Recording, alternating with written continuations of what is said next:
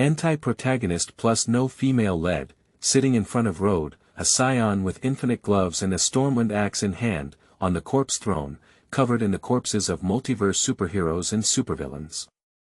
Infinite creation, observer, supreme strange doctor, evil Hulk, amazing beauty team. My name is Rhode, a cold and ruthless, bloody and cruel scion. A bully who kills through the Marvel universe. A demon god that transcends multiple universes. The most important thing is that my true identity is far more than that simple. Chapter 1. Rebirth and Rebirth. You are listening at novelfull.audio. My name is Rhode. An unimaginable disaster has occurred around me.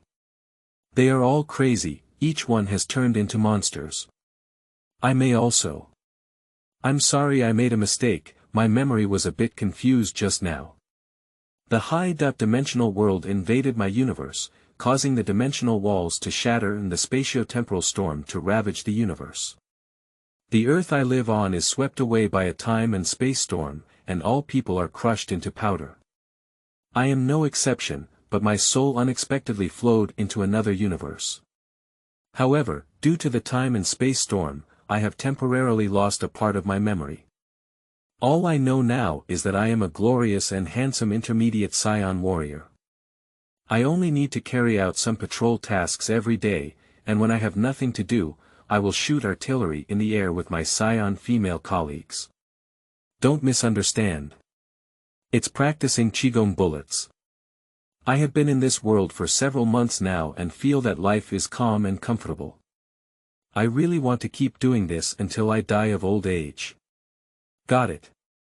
Wait. Scion people. What a familiar name. Holy crap, isn't this the 7 Dragon Ball world? At this moment, Rhode was on a patrol mission on the planet Vegeta when suddenly his mind ached and his memories of Earthlings in his past life began to gradually clear up. Rhode. What's wrong with you? The Scion beauty, who had a handsome appearance and a strong and curvaceous figure, almost fell from the air while wearing a combat suit. She kindly asked about Rhode's physical condition. It's okay. Leah. I just had too much gunfire with you yesterday. My body is a bit weak. Rudolph responded with a light cloud. His words of tiger and wolf made his colleagues on patrol couldn't help but glance at him with meaningful smiles. Rhode. Can you speak? Go to hell. Leah was like an enraged tiger, directly rubbing a qigong bullet with her hand and smashing it on Rhode's face. Throwing Rhode into the mountainside not far away splashed a patch of dust. Look. Isn't that Lord Fleiss's space fleet? The rugged-looking and burly Scion patrol soldiers pointed at the overwhelming space fleet outside the planet Vegeta and exclaimed in shock. It seems like something happened. Let's go take a look. As the captain of the patrol team, Leah frowned and knew that something was not going well. She quickly flew to outer space on the planet Vegeta, and other patrol team members also realized that something was not going well and quickly followed suit. As for it, I'm just being truthful. Stinky women, how hard they hit. It hurts so much. Rhode rubbed his swollen cheeks and complained. Oh. Why is it getting light? Watching the sky suddenly illuminated by a huge energy ball, Rhode curiously scratched his brain. This won't be encountering Frieza destroying the planet Vegeta, will it? It shouldn't be that coincidental, right? I just regained my memory and said. Rhode looked at the energy ball getting closer and closer, deceiving himself and humanity. Damn it, what's all this about? I finally became a Scion. I'm going to die before I even go to another planet to install X, it's really frustrating. Rhode impatiently kicked away the gravel under his feet and cursed at God for being unfair. Hey. I'm dying again, I really want a cigarette. Rhode made a desperate smoking gesture, regretfully waiting for death until a destructive energy ball engulfed him. The once dominant planet of the Scion tribe, Vegeta, was completely destroyed by a single energy ball attack from Frieza. Strange. Why is this guy's record in the life and death book a bunch of garbled characters? I've really seen a ghost. No, I'm just a ghost. Haha.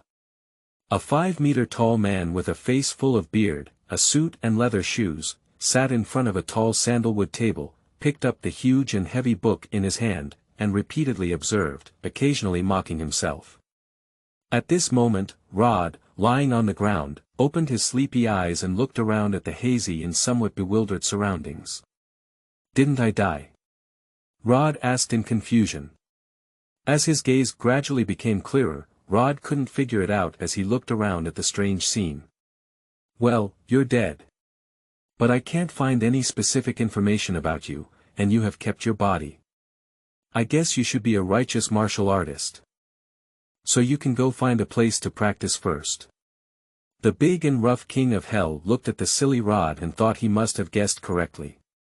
This kind of foolish and inexperienced person is the kind of guy who just learned a little bit of flower fist embroidery and went out to fight for justice before being stabbed to death by criminals. Although I don't know what happened, I think what you said makes sense. Rhode looked at the Demon King with a sinister expression on his face and felt a little uneasy. Since he didn't have any losses, it didn't matter anymore. As soon as Rodriguez finished speaking, he was kicked in the butt by the henchmen of the King of Hell and kicked out of the palace. So casual. That's right, I'm not the protagonist. I should have entered the underworld, but why is it so cold? I feel like my body is chilly. Rhode looked at his body and found himself naked with a little rod hanging outside. No wonder the King of Hell drove me away so directly. That's why. After realizing it, Rhode casually picked up a bunch of leaves on the ground to block little Rhode. It hurts. What the hell? Rhode covered his crotch and cursed. After pulling off the leaves from his crotch, he found someone's face on it, and Rhode's face instantly collapsed. Strange. Are the plants in the underworld so scary? Tell me to practice, but don't give me a specific position. His grandmother, isn't that how the protagonist treats him? Rhode glanced around the gloomy underworld with all kinds of strange plants, but roast. Isn't the Saiyan people all evil? I remember following Liao to slaughter an indigenous planet during the coming-of-age ceremony. Is it because my soul, as an earthling, is too pure? The more Rhode thought about it, the more right he became. I remember being single on Earth for 30 years at that time. Having a lustful heart but no lustful courage, swaying and wandering to the end of the world. Forget it, let's ask around. Fortunately, this body's memory has been digested. There is no language barrier. Rhode covered little Rhode with one hand and began to converse with the ghosts and souls passing by. Half a year later. After going through countless hardships, Rhode finally found a peaceful and natural place. Hello. Old man. This is the place where martial artists practice, right? Rhode scanned the relatively normal environment and found an old man dressed in white practicing boxing. Young man has a fresh face. This is indeed a place for martial arts practitioners to practice. The old man with white hair saw Rhode respond with a smile, as if a wise expert was trying to make things mysterious. Ow. I got it. Rhode felt that the environment here was relatively quiet, so he found a place to lie down and start sleeping. Young man. Aren't you a martial artist? Why not practice well and choose to sleep? The old man with white hair earnestly seduced and looked at Rhode, who was lazy and scattered, somewhat puzzled. I wandered in hell for half a year before finding this place. I'm so tired. And even though I'm dead, I can't even practice anymore.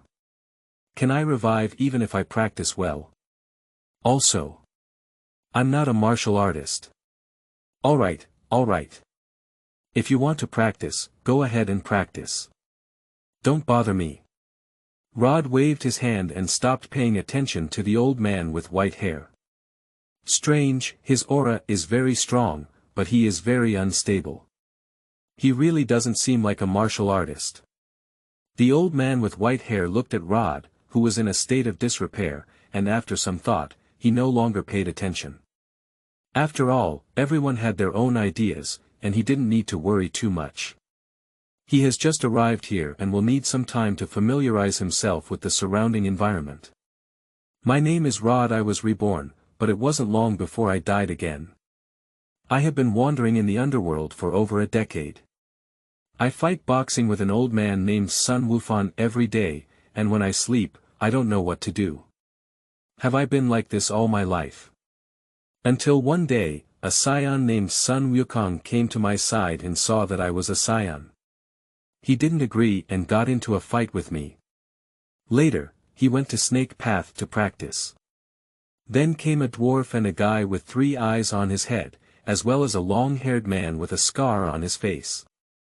My life has added a bit of fleeting pleasure. In just a few days, they went to the Northern Realm King's side to practice and said they were brave warriors guarding the earth. I don't care either. Maybe it's time to get pregnant and have fun. After all, I'm almost forgetting who I really am in this way. Coincidentally, I will be resurrected again. It seems that someone used Earth Dragon Ball to resurrect the person killed by Fraser. Because I happened to stick 2 keywords and my soul was quite special, it disrupted the Dragon's will recognition, so I was also on the resurrection list. Watching my body become increasingly transparent, I can finally break free from this boring underworld. A stream of light flashed by, and Rhode's soul quickly penetrated the barrier of time and space and flew towards the direction of Earth. However, just as Rhode was about to descend on Earth, the remnants of the space-time storm that remained in Rhode's soul erupted. His soul inexplicably jumped through time and space, leaving the Dragon Ball universe and drifting towards another universe. Here. This is the feeling of rebirth. Rhode, who had acquired his body, felt the warm sunshine and fresh air, and couldn't help but feel comfortable both physically and mentally. Opening his eyes, he noticed a fist getting bigger and bigger in front of him, until it hit his face and knocked him away. Wha? Duh. Send it, Rhode in mid-air exclaimed in confusion. At that moment, memories from within the body surged towards Rhode's soul like a tide. My name is Rhode. An abandoned Chinese orphan adopted by a Chinese-American couple. This year in my sophomore year, I was bullied by the school bully Dick and his younger brother every day. Knowing that I am an adopted son, I dare not cause trouble for my family and dare not resist. I didn't pay the school bully protection fee today. What to do? I'm going to be beaten up. As the memory ended, Rhode sat down on the ground.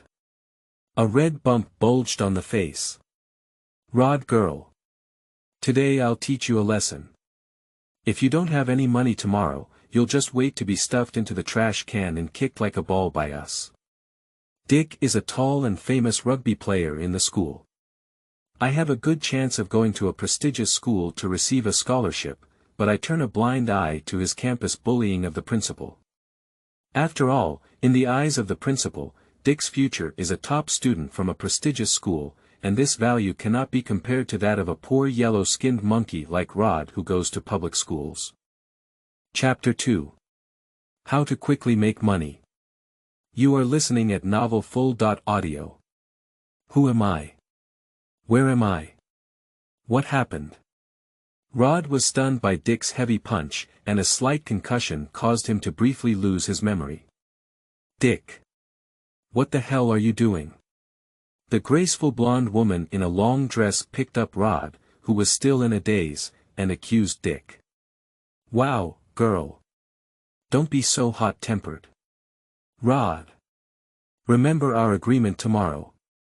Dick glanced at Rhode, who was stunned and satisfied, as he hugged his fiery girlfriend Jessica and left with a mocking expression on his face, along with his younger brothers. Rhode, are you okay? Dick is such a jerk. The beautiful blonde girl looked at Rhode, who was thin and handsome like a sick young man, with a loving and caring greeting. Thank you, Erica. I'm fine. Rhode instinctively blushed on his face and shyly responded. What am I doing? Rod's reaction was somewhat unclear, so a memory of Erica suddenly surged in his heart. I see, this kid often masturbates her. How stuffy. Rhode found out that the original owner of this body was really useless, and he even liked to secretly love Dick's girlfriend Jessica. What a pervert. Alright. I'm going home now. Rhode has taken control of his body and it will take him some time to adapt. I'm not familiar with the place of life now, so I need to find a quiet and safe place to digest the memories of this body.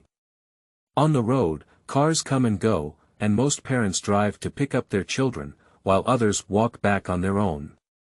Due to the emphasis on sexual tension in American values, many people like Dick have well-developed limbs and a simple mind, with only reproduction and money in their minds. The sunshine shone on Rhode's slender body, as her parents were ordinary working class and were often oppressed by her boss, resulting in a poor family situation. Rhode is also quite sensible, frugal and doesn't cause trouble for his parents. What a tortuous life. It's so storytelling. Finally, don't be so bored. After digesting the memories in his mind, Rhode finally had perfect control over this body. Fortunately, I practiced kung fu with that old man Sun Wukong for a few years, otherwise I wouldn't know how to survive in this world. Rhode felt his weak body unable to laugh or cry, and this physique is probably the kind of weakness that the ancient saying goes, hands have no binding power. As a former intermediate warrior with a combat power of up to 5,000, I have been practicing in the underworld for more than 10 years and have learned how to control chi.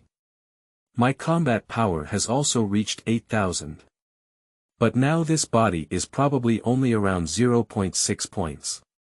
A healthy adult man's combat power ranges from 1 to 2 points, with a combat power of approximately 100 kilograms per point.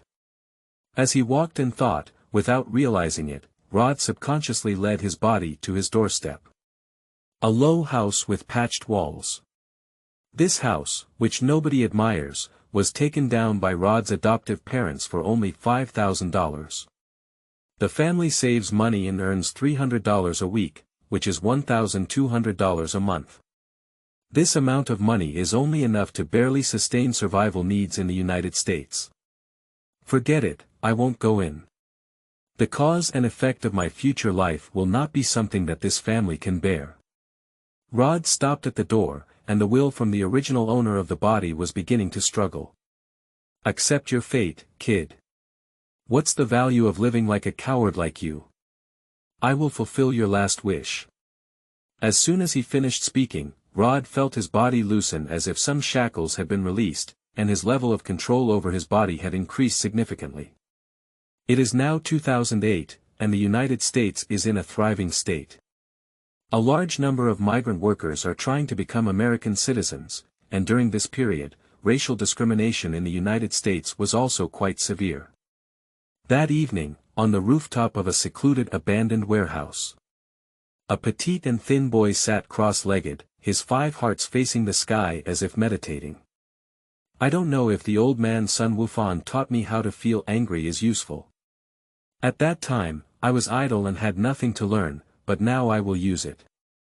Rhode quietly felt the organs and blood in his body, his mind highly focused on finding the chi that maintains the core operation of his body. Strange. Why is there no presence of chi in my body, but rather how could there be a little person in my mind? Isn't this my previous scion body? Rhode pondered for an hour and found that he couldn't find any sense of anger. Instead, he unexpectedly realized that the body of the scion from the Dragon Ball had appeared in his mind. Is it because the soul of the 7 Dragon Ball world is quite special? Forget it, since we can't find any sense of anger, why don't we try to communicate with this body? Rhode's mind was once again focused, and a warm breath slowly flowed from the body of the scion into his slender body.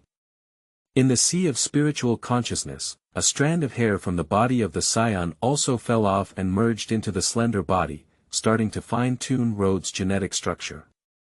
At this moment, Rhode was sweating profusely and his whole body was soaked in sweat. The lean and pale body, like a skeleton, slightly turned rosy. Gollum. I'm hungry. Rhode broke free from his meditative state and felt his body reaching its limit. I didn't expect to be able to absorb the physical and characteristic strength of the Saiyan people and integrate into myself. It seems that my soul is very extraordinary. The ability to merge one's own bodies from different worlds excited Rhode quite a bit.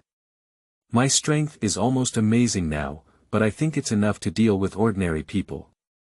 Rhode stood up and felt the air inside him wriggling like a small earthworm.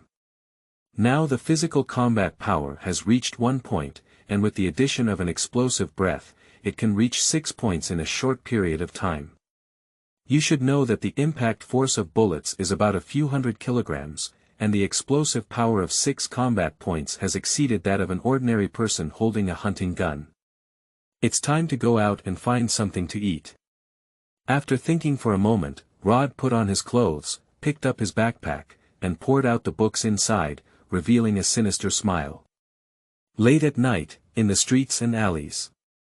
As a well-known small town on the outskirts of Los Angeles, O'Hare is also known for its simple and honest folk customs.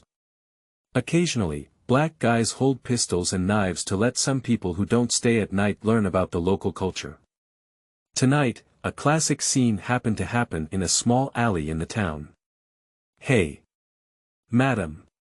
If you don't want to suffer, just hand over your wallet. A black man dressed in white and holding a sharp knife politely tugged at the handbag of a street-standing woman wearing tattered stockings. I'm from Mexico, you're seeking your own death by doing this.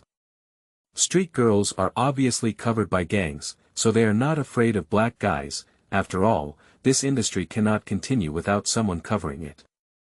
Damn it. Bitch woman, let go. The black guy was a bit scared when he saw that he had kicked the iron plate, and then he thought to himself that even if he let go of this street-standing woman, he might not necessarily have good fruit to eat. It's better to grab some money and be carefree. Just run away overnight when the time comes. Hey! What are you doing? Bullying an unarmed lady.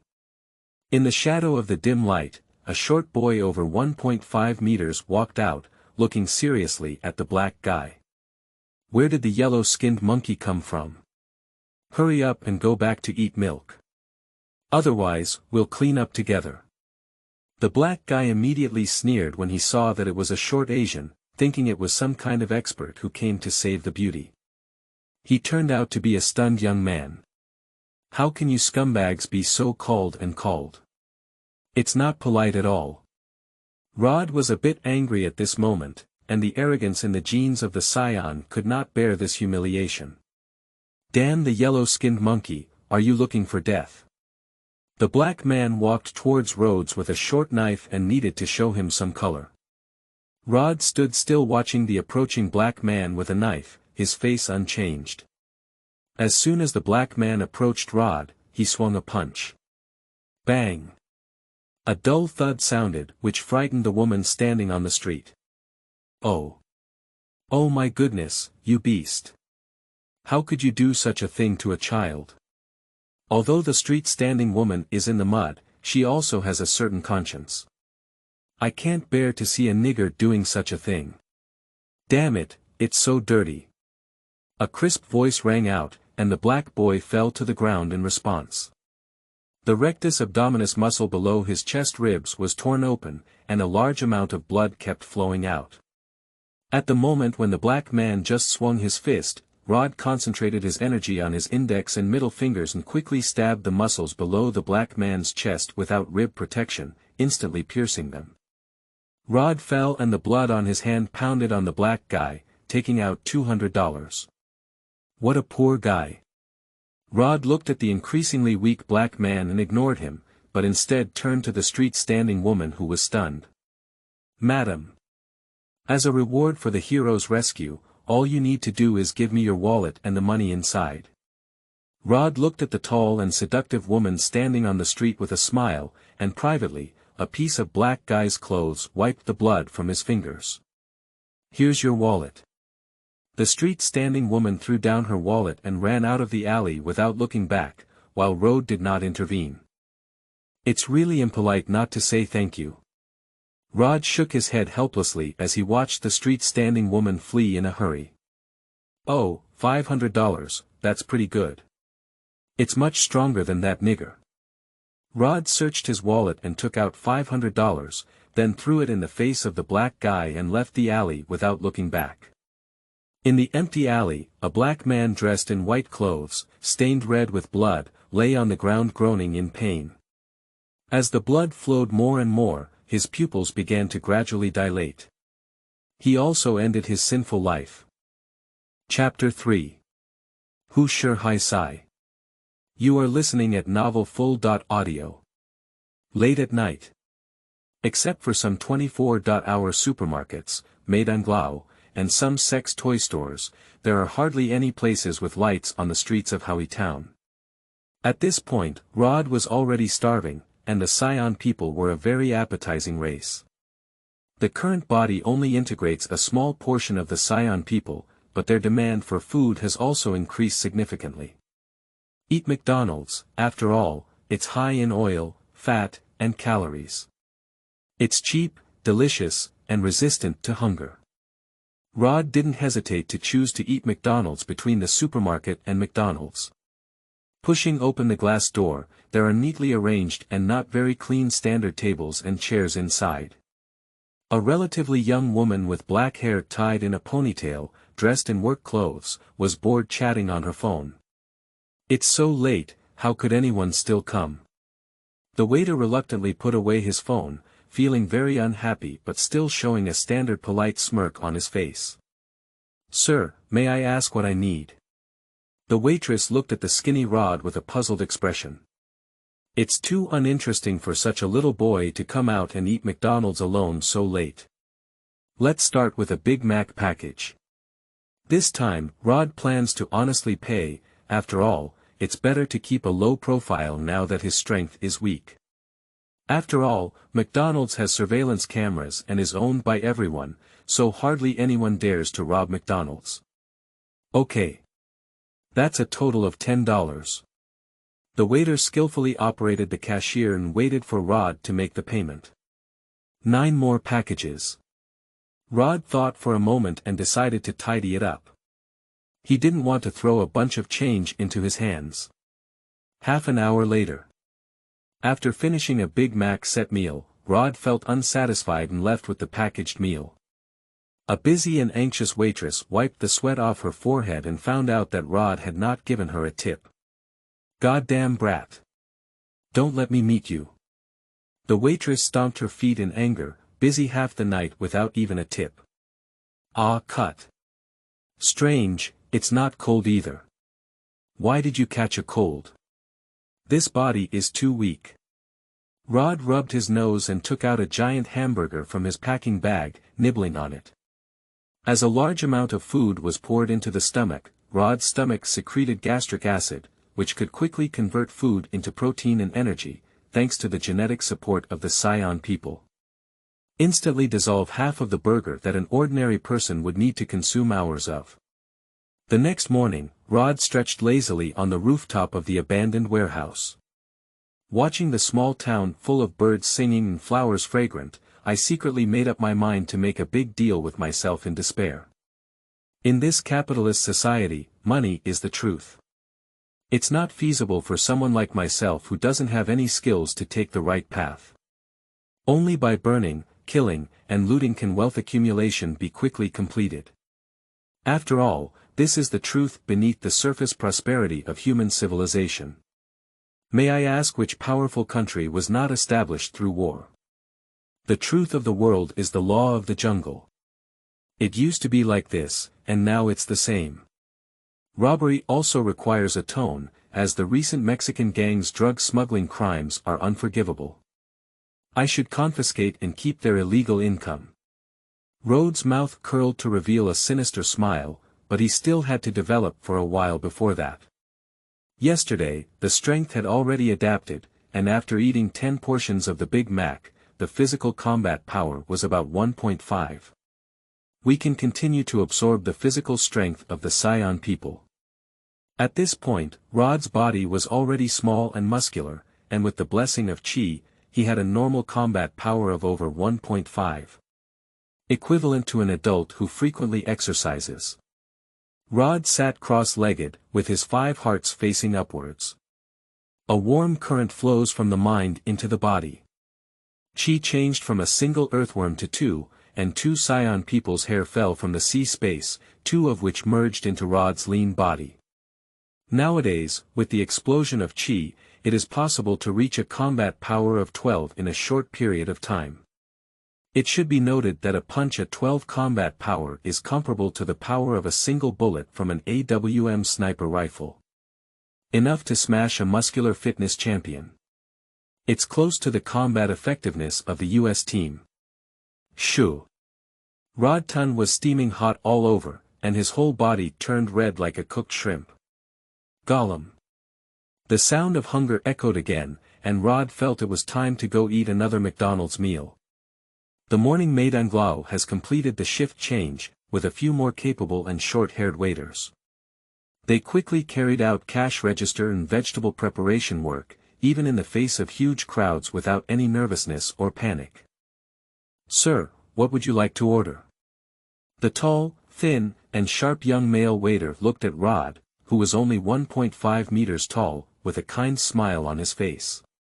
"Eat 2 portions of the Big Mac now, pack 18 portions." Rhode skillfully pulled out $200 and patted it on the table. "Okay, how much tip did you give me?" The male waiter looked at the big order with a smile and didn't hesitate to look at Rhode. "Ah. Tipping. It's really troublesome." Rhode realized later that he had forgotten to tip the waitress yesterday. "I have to pay 2 more for a meal, so I'll just give him a headache. Can we serve the meal first and then serve it later?" Rhode had a sudden idea. "Okay, please wait a moment." The waiter collected the money and placed it at the checkout counter, politely gesturing for Luo to wait at his location. "Oh. Isn't this our little Rhodes girl? What's going on? You're rich and coming to McDonald's for breakfast. Don't forget what happened today. Otherwise, I wouldn't mind playing a game of junk football with my brothers." Dick opened the restaurant door and saw Rhode sitting in front of him, teasing him impulsively. He casually hugged his girlfriend's slender waist and watched her smirk with a smug smile. "Of course, Dick. How could I forget?" Watching Dick with a despicable expression, the cruel genes from the Saiyan people began to stir. But being restrained by Rhode, this is not a good time to take action.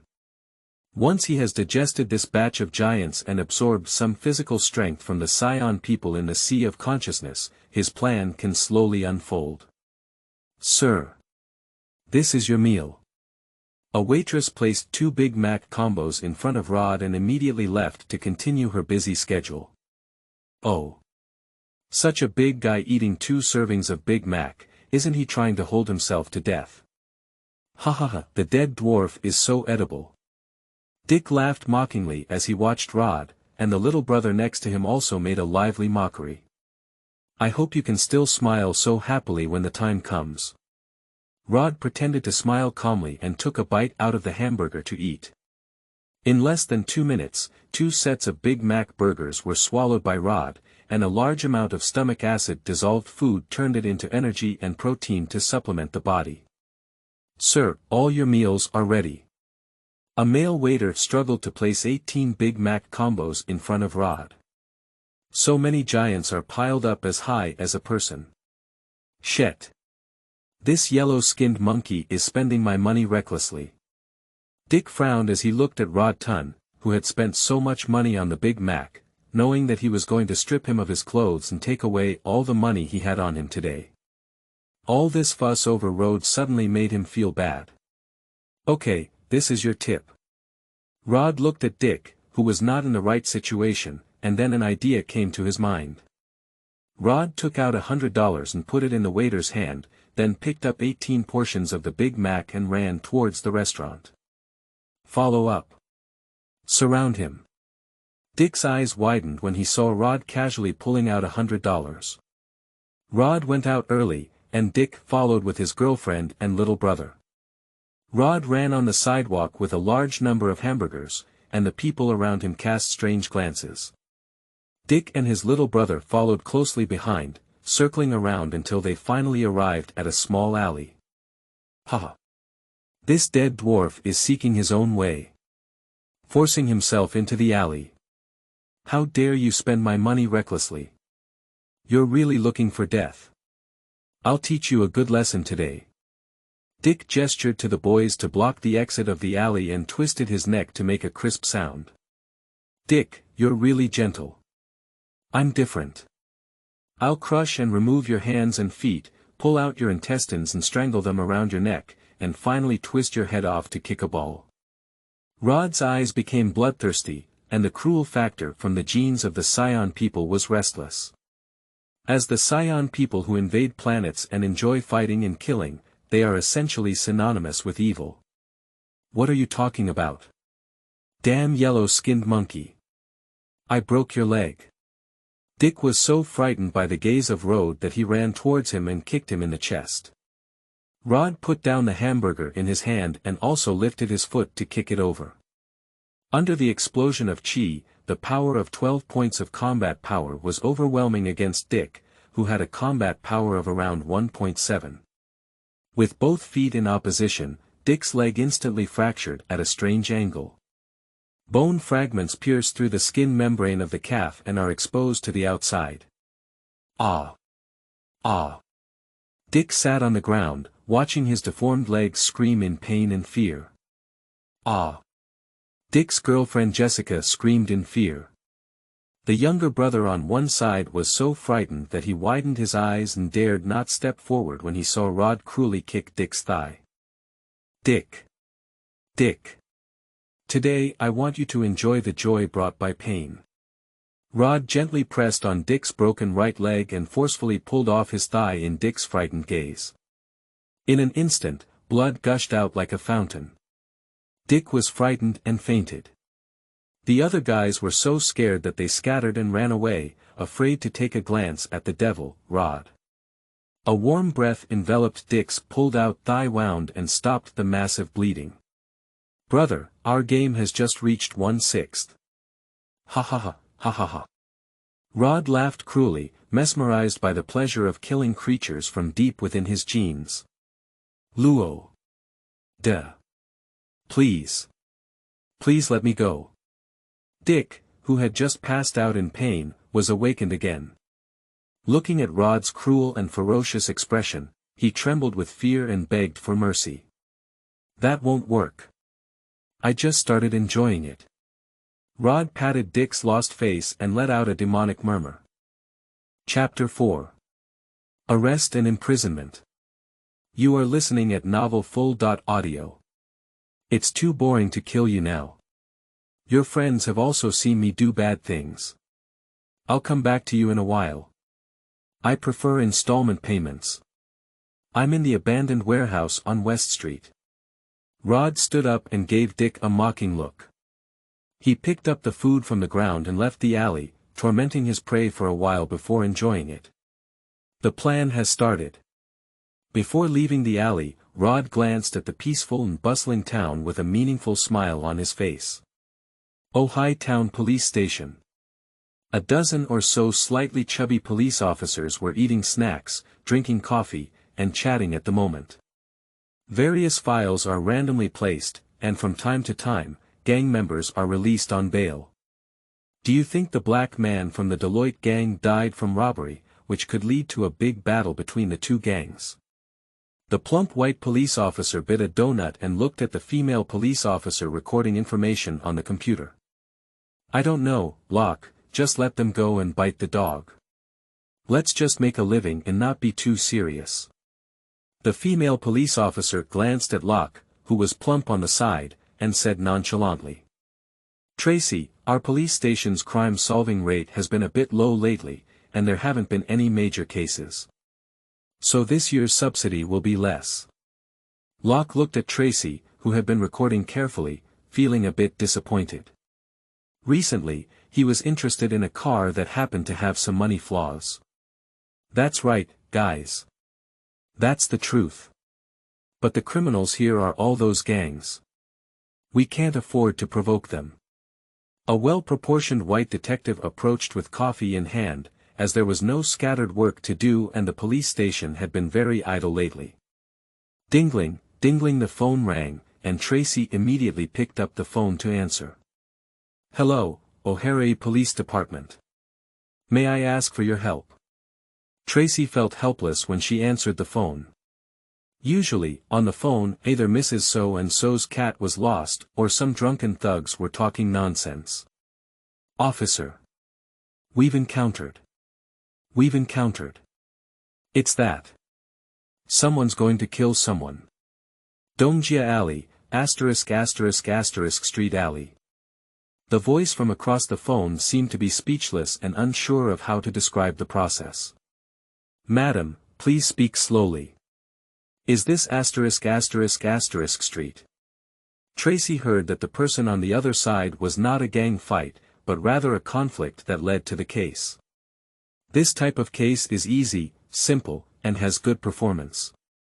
For the police, it is simply a poor performance. Guys, here we go. Real work is like that. Tracy hung up the phone, started recording the files directly, and then opened the police radio channel to broadcast the details of the case. Tracy, slow down. Let's wait until we get on the bus first. This achievement is mine. Locke, stop eating. It's time to work, buddy. This job cannot be snatched by the patrol team today. Detective Mondang patted Locke's shoulder and ran outside in a hurry to start the police car, waiting for Locke to twist his fat body and get on the car before rushing away. Abandoned warehouse. The skinny boy is doing a handstand with one hand, with a plastic bag next to it that has already been eaten up. 498, 499. 531, huh. Finally, the physical combat power has reached 2. Unfortunately, this universe is out of place with my chi, and the power of chi has been significantly suppressed. It can only be increased based on my physical condition. Rhode was very disappointed with the stagnant chi in his body. Due to the rules of the universe, the entire universe is not filled with energy like Dragon Ball World. Rhode's body lacks the blessing of cosmic laws in order to weaken its vitality by hundreds of times. The most important thing is that the chi in Rhode's body is completely obtained by himself through consuming food energy and absorbing the Saiyan flesh in the soul space of his mind. He is like a person on land suddenly carrying an oxygen tank into the deep sea, and once the gas is depleted, he can only rely on physical strength to obtain activity. I'll probably be able to adapt to the physical transformation tonight and absorb the physical strength of the Saiyan people again. But I shouldn't be able to wait until tonight. The skinny boy is covered in thin and tight muscles, seemingly filled with powerful strength between his thin bones. At this point, Rhode's muscle strength is no different from that of adults who occasionally exercise. Rhode stretched out his body, hearing the sound of the falling needle with the blessing of chi. At this point, there were already sounds of vehicles stopping outside the abandoned warehouse, and several people were approaching with footsteps. Police, search warrant. Raise your hand and put it behind your back. 4 police officers surrounded Rhode with guns and their expressions were serious, indicating that they were very rigorous in handling the case.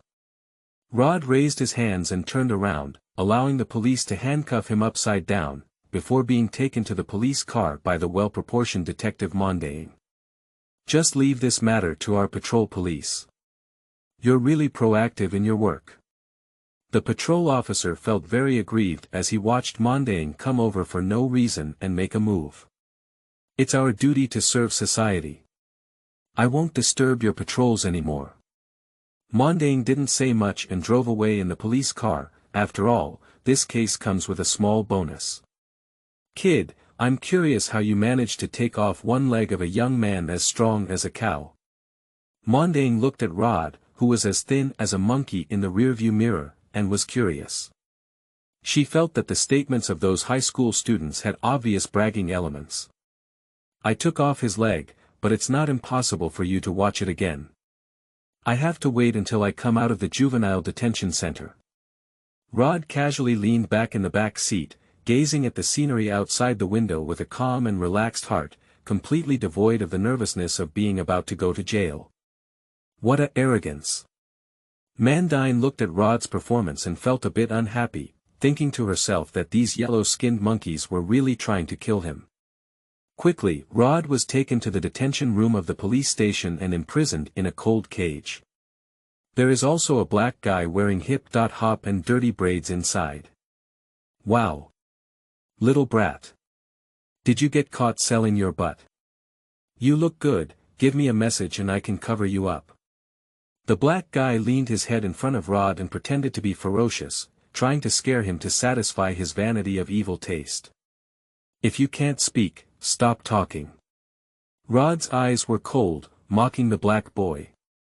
Holy crab, stinky monkey, you're looking for death. The black guy was grabbed by Rhode and his face was tied to the iron cage before he finished speaking. He then hit his abdomen with a knee, and finally grabbed his hair with a strand of air. At 7 o'clock, the explosive force pushed the head of the black boy into the iron bench inside the cage, causing him to hang his head and break his teeth in a row. Do you insist that I help you shut up? Rhode grabbed the black guy like a dead dog with one hand hair and made him look up at him, then punched him. The black guy who was already dizzy was beaten to death. Stop. What are you doing? Raise your hands. Due to the iron cage leaning against the corner of the police station, the nearby police quickly discovered that Rhode had taken action. Rhode acted quickly and accurately, and the police had no time to open the iron cage to stop him. Rhode honestly raised his hand and without resistance, the police officer who opened the iron cage pushed himself down and pulled out the unconscious black boy on one side, taking him to the hospital. Kid, you're really ruthless. I couldn't have figured out the previous murder and malicious serious injuries. Now you've brought the evidence yourself. Even if you're underage, you can't escape imprisonment for more than 10 years. Mandine, who was taking a statement, immediately rushed over when she noticed the noise near the cage, and looked at Rhode, who was committing the crime, with a cold and intimidating expression in his eyes. Gollum. I'm hungry. I want to eat. If there's no food to eat, I'll eat you all. Rhode grabbed the iron railing with both hands, his bloodthirsty eyes coldly staring at the two police officers outside the cage. Rhode stayed in the underworld of the Dragon Ball world for more than a decade, and it should be noted that the Saiyan people have extremely outrageous appetites. It is easy to imagine what they have eaten over the past decade. Due to the lack of treatment like the protagonist's son Wukong, Rhode basically eats up anything with flesh and blood found in the underworld, including some martial artists with flesh and blood. Rhode is not the kind of person who values both green tea and morality. In his eyes, morality and law are now nothing but dog poop. Since the fusion of the memories of the Saiyan Lord, there are only 3 concepts for the weak: slaves, food, and toys. I'll go get him some food to eat. Mandine's spine felt cold after being stared at by the gaze of Rhodes. Remembering the message in the transcript that he kicked off a rugby player's leg and pulled it out with one hand, Mandine's intuition told him that it was better not to provoke Rhode. After working in the police station for so many years, he still trusts his intuition very much. Mandine, is this against the rules? The police officer in the detention room looked at Mandine in confusion. I'll pay for it myself, you mind? Mandine glared at the police officer and then went to the iron cage. Kid. What kind of thing are you? Slow Ding looked at Rhode and felt that he was very extraordinary, completely unlike a normal human. You're great, as for what I am. I'll know later. Rhode sat on the metal stool, crossing his legs and resting against the iron cage. It seems like nothing happened just now. Chapter 5. 50-year imprisonment. You are listening at novelfull.audio. Ojai Town, Court. A group of jurors sat in the jury seat whispering, while a thin Chinese-American man stood in the defendant's seat calmly. Defendant, do you have anything else to say? The middle-aged judge looked at Rhode's indifferent expression and felt very unhappy. Gollum. I'm hungry, I need to eat. Rhode was just hungry, and he had no worries about the entire trial process. After all, how could hemp rope trap a dragon? Prisoner Rhode, guilty of intentional homicide, robbery, and malicious injury with serious circumstances, sentenced to 50 years imprisonment for multiple crimes. Immediately sent to Los Angeles Youth Prison. Looking at Rhode, who had no remorse at all, the judge in the black judge's uniform angrily struck the hammer. On the remote road leading to the remote Los Angeles Youth Prison, figures wearing orange prison uniforms are exposed from the tough iron fence windows of a yellow bus. 20 to 30 young people with different skin colors and body types were handcuffed, tied to their seats and unable to move. Hey! Yellow-skin monkey, I'm a murderer. If you're sensible, come to jail and take my shit and urine, I can protect you from being bullied. I'm a gangster. You should be more sensible to me then. Otherwise, there will be hardships for you to suffer. The tall and thin black youth with a lean physique put on a fierce and vicious look. He is a running errand boy from a gang who was arrested and imprisoned for selling drugs at school. In order to feel better in prison, he had to pretend to be very difficult to deal with, otherwise living in prison would be uncomfortable. Really? Really? Rhode pretended to be very scared, and he had a sudden idea to have some fun. No, I'm from the Blood Ghost gang. Did you see the tattoo on my arm? You're right to mix with me, kid. The tall and thin black youth showed a skull tattoo embroidered with blood on his arm. Wow, big brother, I will definitely perform well. Rhode suddenly became interested and finally had a rare encounter of such an interesting thing. Remember, my name is Morris. Do you know who I killed? That's the leader of a hostile gang. At that time, I was holding a gun and banging 2 shots directly at his forehead. Morris pointed to the nameplate on his chest, boasting incessantly about his criminal past. Wow, Brother Morris. You're so amazing. Unlike me, I just killed a thug with my bare hands, stole money from a Mexican prostitute, and unloaded the leg of a football player's school bully. Rhode compared Morris's impressive performance and felt that his record was still too low. What? You're killing and robbing. Don't joke. Is it just your small body? Maurice sneered and looked at Rhode, who was not very thin, feeling that he was even better at boasting than himself. The bus didn't travel fast, but still arrived at the youth prison in the suburbs of Los Angeles before evening.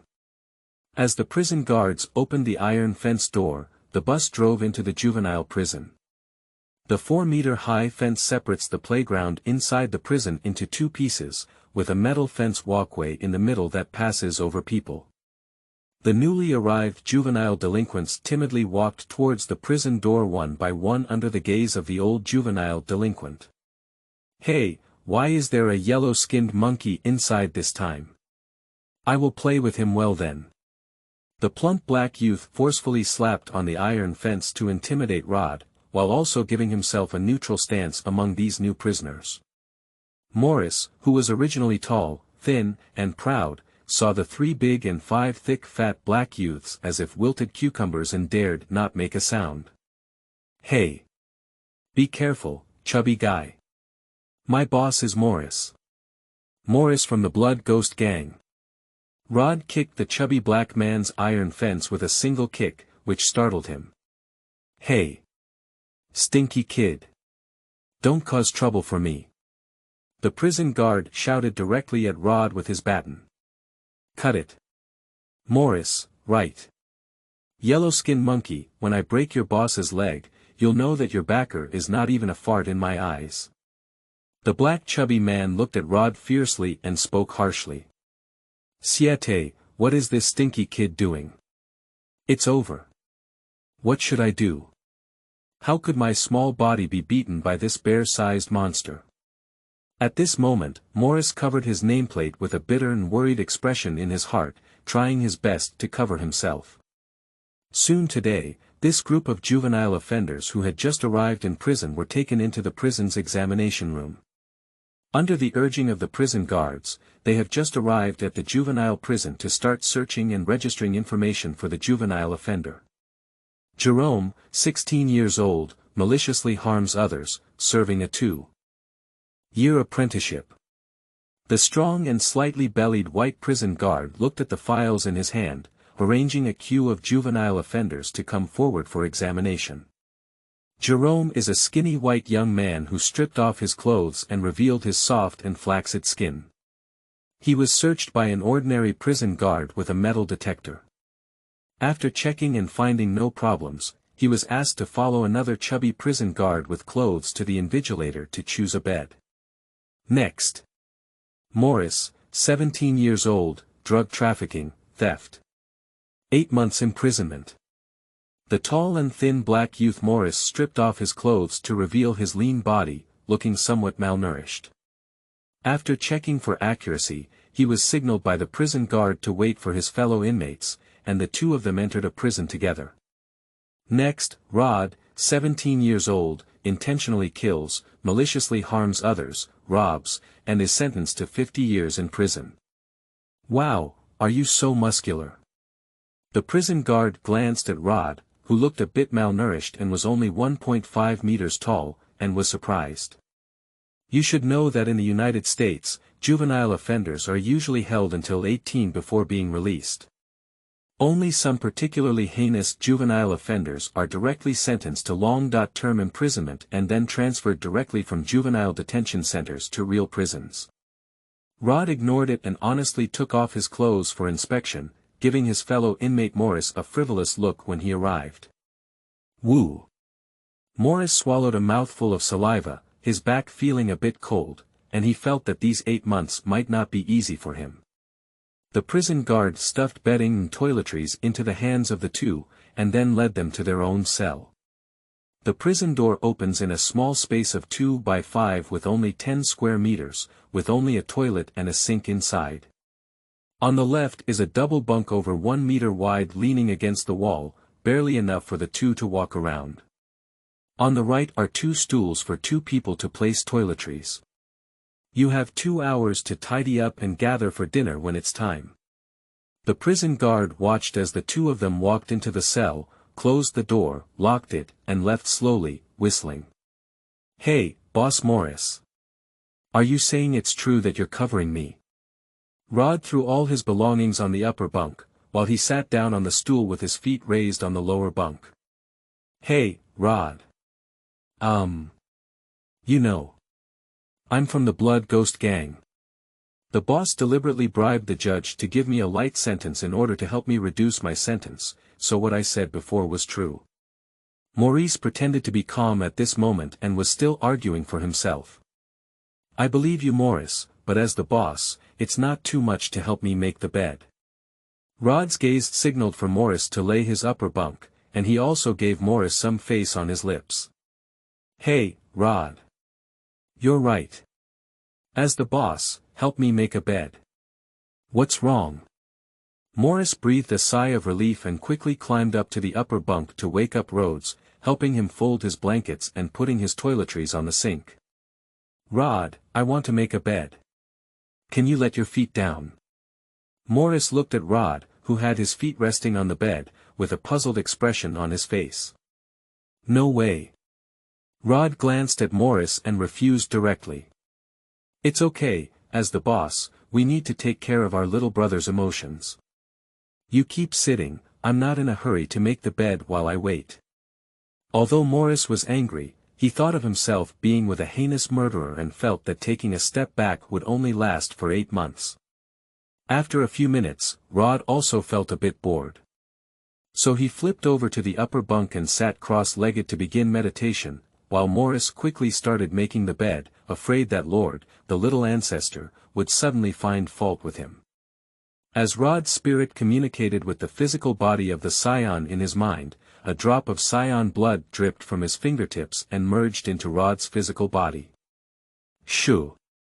A large amount of hot air rose from Rhode's body, and at this moment, Rhode was like a cooked shrimp, his whole body turning red. Waves of worm-like chi flow from the mind into the body, circulating and stabilizing the surging physical strength. Ha! The physical combat power has reached 2.5 points, and chi can also increase by 20 explosive points. Rhode stretched out his body, his bones creaking. There hasn't been much change in the body, but muscle density and bone hardness have increased significantly. Gollum. I'm hungry. After absorbing the physical strength of the Saiyan people, Rhode's stomach became hungry again. More than an hour later.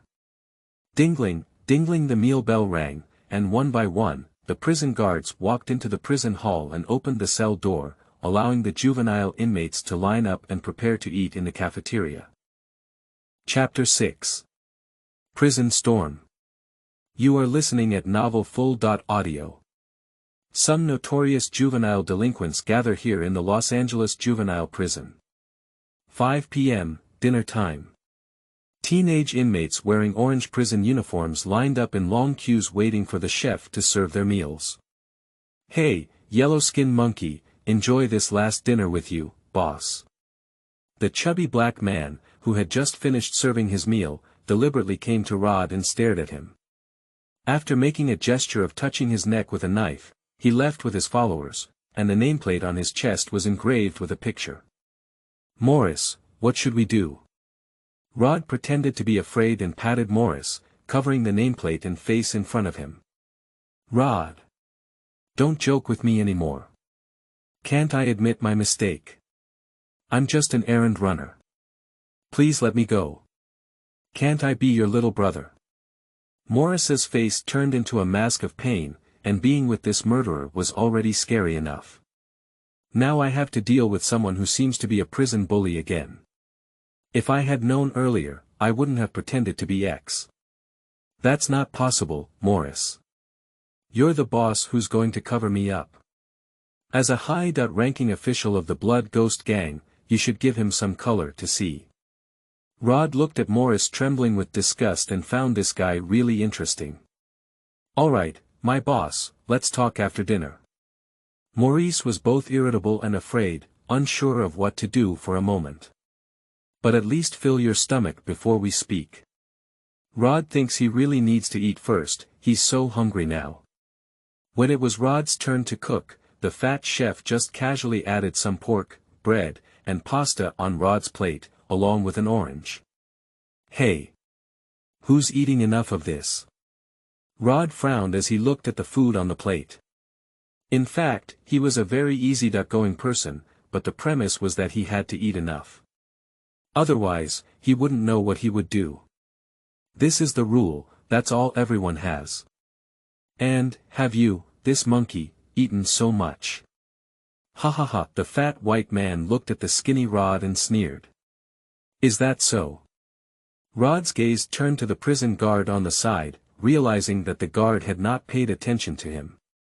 I estimate that I am still struggling with bullets at the moment, and my physical fitness has not reached the level of disregard that Saiyan people have. Rhode plans to wait for a while before tidying up this impolite white fat pig. Rhode approached Morris with a rice bowl and sat down for just 2 minutes before flaunting the food in the bowl under Morris's shocked gaze. What are you looking at? I haven't seen anyone eat before. Are you not eating? Then I'll eat. Rhode snatched Morris's rice bowl and finished the meal in less than half a minute. Really, I don't even eat food. Rhode threw 2 clean and washed rice bowls in front of Morris and walked towards the chubby young man without looking back. Morris looked at Rhode and then at the rice bowl that he had just finished eating before taking a bite, and his mind didn't slow down.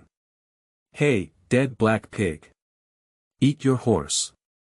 Rhode snatched the fat young man's big rice bowl and flaunted it, throwing an empty bowl onto the table in a few seconds. Mad, dead monkey. Looking for death. Pig swung his fist and headed towards Rhode, with a combat power of about 1.6. In Rhode's eyes, Pig's fist was like a turtle crawling. Rhode's head slightly parted to one side, and Piggy's fist picked up another guy's rice bowl on the table to show off. Pig couldn't believe it with a single punch, and then another punch went over, only to be easily dodged by Rhode. "Stop. You guys, stop." The prison guards immediately stopped when they noticed the situation, and Piggy continued to relentlessly attack Rhode. Rhode is always able to dodge attacks in a dangerous way, effortlessly picking up a lucky audience's rice bowl to show off. "Mad, can you stop and hear me?" Several prison guards came forward to detain Rhode and Piggy, as they were minors and could not be subjected to violent education. "TSK, come a few more times and you'll be full." Rhode secretly roasted that his stomach was just slightly bulging, apparently feeling that he had not eaten enough just now. Piggy and Rhode were pulled away for a solitary conversation due to their disturbance, and Rhode was only given a serious warning as he only snatched food and did not engage in violent counterattacks. But Piggy suffered an additional month's imprisonment, which made him extremely angry. He was imprisoned at the age of 14 for manslaughter and was sentenced to 5 years in prison. He will be almost 18 years old soon, and he can be released by serving another year in adult prison. Although it was only an extra month, it was a month in adult prison. Usually, this type of juvenile delinquent who is transferred to prison is basically the object of chrysanthemums blooming. "Rhode, I can't meet your food request. The prison's budget is limited, and every prisoner's meal is fixed." Warden Duras looked at Rhode's thin file and thought of his agile skills just now. He put down his cigar and pondered for a moment. "If you could join my subordinates and work for me, everything would be easy to say. But you need to help me complete something to prove your ability first." Duras felt that he needed some agile people to help him with some unclean things recently. "It doesn't matter. Just manage enough food." Rhode is not resistant to the warden's sudden request, as long as he can eat enough to kill and set fire. Rhode actually seriously thought that prison was actually the safest place for him in the early stages. After all, his reckless personality is easy to get shot after offending people outside. The hard truth is to develop honestly in prison without ensuring that you can withstand bullets. "Well, wait a minute, I'll keep you and Piggy alone. You kill him to prove your strength." Duras cannot completely give up on Rhode now, he must have a handle in his own hands. As long as Rhode kills Piggy, he will be considered offending the Crimson Gang. The Bloody Limp Gang is notorious for its criminal activities such as drug trafficking and gun violence.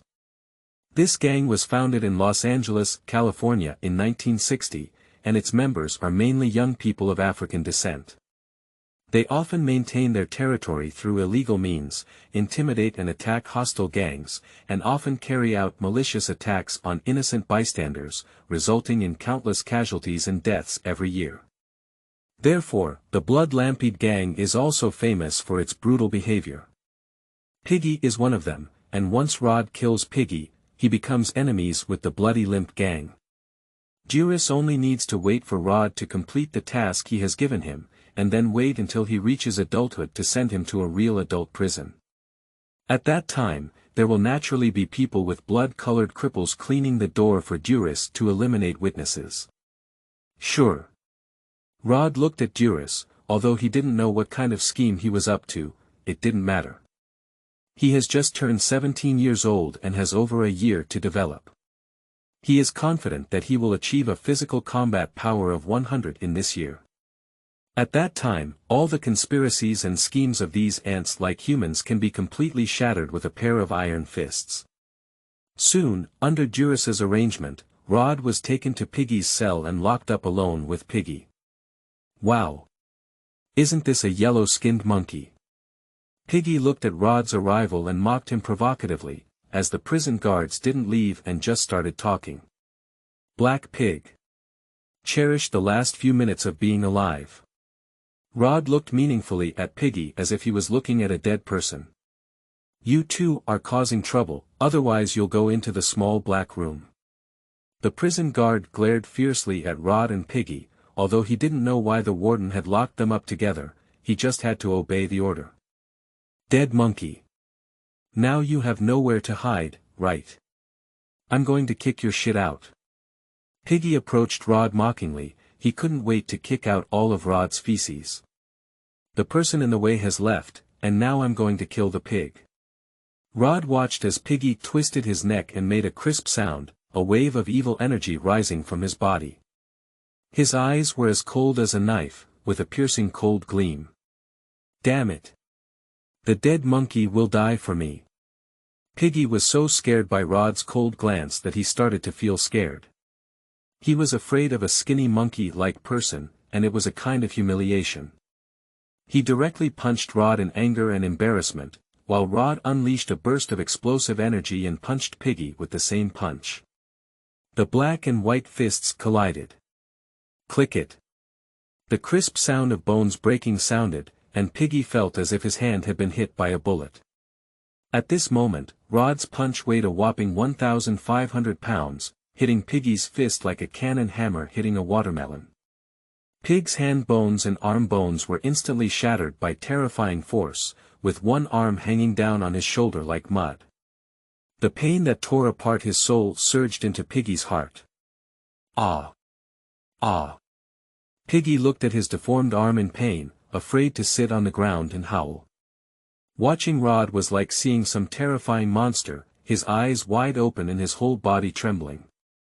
The action of force is mutual, and Rhode also received a huge reaction force when attacking Piggy's fist. However, due to the absorption of Saiyan flesh, Rhode's body density is twice that of ordinary people, and with the protection of Chi, Rhode did not suffer any harm. What's wrong? I can't stand it with just one punch. Black Pig, you don't even have the qualification to make me feel the joy of battle. Rhode looked disdainfully at Piggy. Why do these humans always like to jump around in front of him with self-righteousness? Bored. Die. Rhode raised his fist without using a single breath. His 2.5 combat power was twice that of an ordinary person, and he still managed to crush Pig with absolute force. Pop, pop.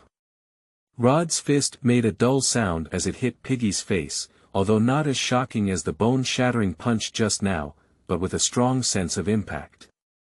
Under the bombardment of Rhode's iron fist, Piggy's face gradually distorted and twisted, with blood splattering on Rhode's ferocious and bloodthirsty face.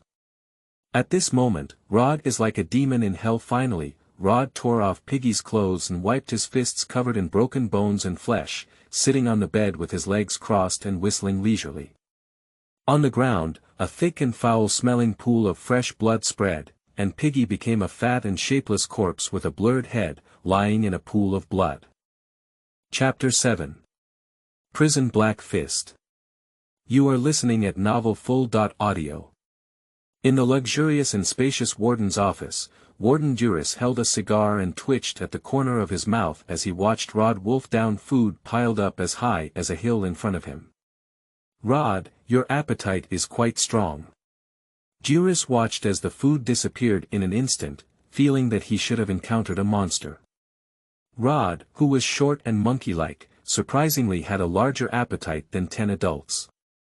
At this moment, Rhode began to absorb the energy and protein from his food while also beginning to absorb the physical strength of the Saiyan in his mind. Rhode found that as long as the body is in a state of overeating, the efficiency of the body in absorbing the body of Saiyan people is very high, and the time required to adapt and adjust the body can be almost negligible. He speculated that previously, due to insufficient protein and energy needed by the body, it was not possible to quickly absorb and fuse the body of the Saiyan, but now that there is sufficient food, it is different. 5 minutes later, more than 20 portions of food were swept away by Rhode. At this moment, Rhode was steaming all over and his skin was red like a shrimp. The muscles all over the body are slightly wriggling and bulging, and the bones all over the body are slightly raised. Not bad, the physical combat power has reached 3. Rhode was secretly pleased to know that the 3-point combat power placed on an ordinary person would be at least 2 meters tall, and his entire body was muscular like that of a giant Rock Johnson. Due to the genes of the Saiyan people, the bone and muscle density of Rhode's has become higher, so he still looks relatively thin. But compared to before, there are already many more muscles.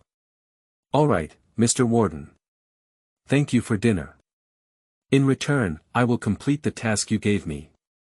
so what do you want me to do next?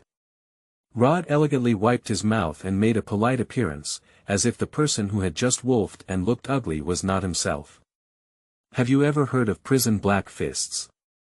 Juris didn't beat around the bush when he finally got to the point. Is it just sending prisoners from different prisons for gambling and fighting? Rhode raised his eyebrows and responded with interest. That's right. California conducts prison fights every quarter, and the winner can get a reduced sentence. But don't worry, what you're still underage participating in is also a black fist gambling battle between juvenile delinquents. What, are you interested? A bloodthirsty and aggressive guy like you wouldn't refuse, would you? Juris squinted his eyes slightly and his cigar in his hand was also extinguished. The atmosphere in the office became suppressed. Juris's words may seem like a suggestion, but they are actually threatening Rhode. He ate the food and killed the people. If you refuse, it would be impolite. Of course, how could I refuse such fun-seeking things? Reducing my sentence or something is still not very reliable. If I win, just prepare more food for me.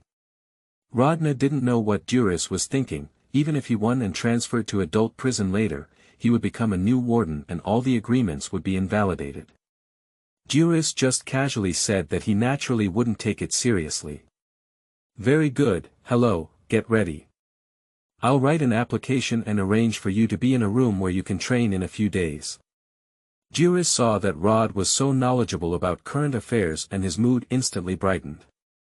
He was originally planning to choose Piggy to participate in prison fighting. However, the sudden rise of Rhode made him think of having a chicken fight between the two sides, and whoever wins will win. Anyway, teenage prison fighting is not as sustainable as adult prisons. He doesn't need to spend energy cultivating them either. Juris has already lost several $1 million in prison fighting, and the ruthless and talented monster Rhode is highly likely his hope for a comeback. The famous successor of Stark Industries, Tony Stark, was attacked by terrorists near the Sahara Desert yesterday and his whereabouts are currently unknown. Suddenly, news about Tony Stark was broadcasted on the global news on the television next to the office, and at that time, Rhode had just been taken out of the warden's office by the prison guards. Tony Stark. Is this Marvel? Upon hearing the news, Rhode's pupils dilated to reveal a meaningful smile, and he walked towards the direction of the cell under the urging of the prison guards. In the narrow and damp prison cell, a tall and thin black boy wearing an orange prison uniform kept scratching his ears and cheeks, occasionally kicking the bed, clearly feeling very frustrated. It's over, it's actually Piggy. And it's from the Bloody Lamp Gang. My prison life is over now, why is it related to that yellow-skinned monkey? This evil star. After Morris finished speaking, he bumped his head into the wall and tried to escape the two monsters, Rhode and Piggy, by getting injured and entering the medical room. How painful. Morris touched the bulge on his forehead, but couldn't bear to hurt himself. Squeak. The sound of the cell door opening rang out, and the prison guard urged Rodriguez to quickly enter. Hey, what happened when the boss was so anxious? Rhode looked at Morris, who was like ants on a hot pot, and found it very interesting. You're back. Seeing Rhode intact, Morris's heart wrenched. The entire prison cell was in the same hall, and although he didn't watch the whole scene of Rhode and Piggy fighting, he knew it was Rhode who killed Piggy. After all, only Rhode stood and followed the prison guards out, while Piggy was carried out with a shroud covering him. Please take a seat. Morris felt hairy all over when Rhode stared at him, stuttering nervously and unable to speak well. I still like your rebellious and unruly appearance back then. Rhode flipped up the upper bunk and looked at Morris, who was incoherent, feeling a bit bored. Boss, from now on, if you say, go east, I will never go west. Morris watched as Rhode's thirst for survival skyrocketed, his eyes icy and piercing. After thinking of hundreds of options in an instant, his brain decided to hold on to Rhode's thigh. What? Aren't you the backbone of the famous Blood Ghost gang? And you're my big brother. Rhode looked at Morris, who suddenly started playing tricks, and thought this kid was pretty good. He could be a good henchman. Boss, you are the boss. From now on, I will be at odds with the Blood Ghost Gang and will always be the leader. You loyal little brother. Morris knelt on the ground with a runny nose and tears, as if he were already Rhode's dog. Don't worry, I won't do anything to you. But you need to help me with something. Rhode looked at Morris and thought he might have some impact. Boss, even if it means taking my little life, it's okay. Morris was still pretending, thinking to himself that even after surrendering like this, he couldn't continue to abuse himself. Otherwise, it would be too inhumane. No, what if Rhode is really inhumane? If he wants my butt. Maurice started sweating profusely at the thought, her heart hanging in her throat. Can you help me make a map of Los Angeles, the more detailed the better? Rhode thought this was Marvel World, so it's better to keep a low profile for now. If the mention of the iron plate exposes the fact that one is not a normal human and is caught by the Divine Shield Bureau for research, it will be over. I originally thought that when my chi reached 50, I could release an energy bomb and then kill myself out of prison to live the life of my ancestors. But now that he knows this world is not ordinary, Rhode plans to sneak away and find a safe place to grow up honestly when he reaches adulthood and is transferred to prison. Having a map is naturally the safest option, otherwise it would be disastrous if the police find and pursue you if you run around and have bad luck. After all, the police of Los Angeles in the real world will not easily let go of 5-star good citizens like Rhode. Boss, this is no problem. It's all on me. Maurice breathed a sigh of relief, as long as it wasn't his chrysanthemum. Isn't it just a map? Teenage offenders have the right to read in the reading room. Just tear off the local atlas when the time comes, and even if it is discovered, it will only be a warning once. Strange, why doesn't Rhode go and make the map himself? Forget it, don't meddle in your own business. Morris had some doubts in his heart, but he still restrained his curiosity. After all, curiosity killed the cat. Rhode naturally couldn't go and get the map himself, and he has now been closely monitored by Warden Duras. Once a map is found to be hidden, there is suspicion of escape. Rhode no longer looked at Morris much, he sat cross-legged with his heart facing up and entered a state of meditation. When I was just eating, I was too busy merging the body of the Saiyan and forgot to absorb the energy. Rhode adjusted his breathing to control the movement of chi within his body. When chi reaches 50 o'clock, it undergoes a transformation, from being able to enhance and protect the body during exercise to being able to be released externally. However, the burst of 50 points of combat power can only be released once. The ability to instantly generate 5 tons of destructive force is enough to blow up a small passenger car. As 2 strands of energy formed a heat flow from Rhode's mind and flowed into his body, Rhode's energy finally reached a combat power level of 30 points, which was not too far from 50 points. At this moment, Rhode's physical fitness was comparable to that of the American team, even surpassing it with the energy effects of chi. Compared to the 7 Dragon Balls, which means that Sun Wukong has not yet reached the level of Baozi Mountain, and his body has not transformed into a Saiyan, his combat power is much worse than the young Sun Wukong who first met Bulma after leaving the thatched cottage. Chapter 8. Prisoner Fighting Tournament. You are listening at novelfull.audio. The soft morning light was cut into squares by the iron railing and scattered throughout the spacious prison. The slender figure continued to stand upside down under the sunlight. 990.9, 1000. 1200. The hard muscles were like a thin armor draped over Rhode, who was 1.6 meters tall, while the seemingly small body muscles were very tough and powerful. Ha!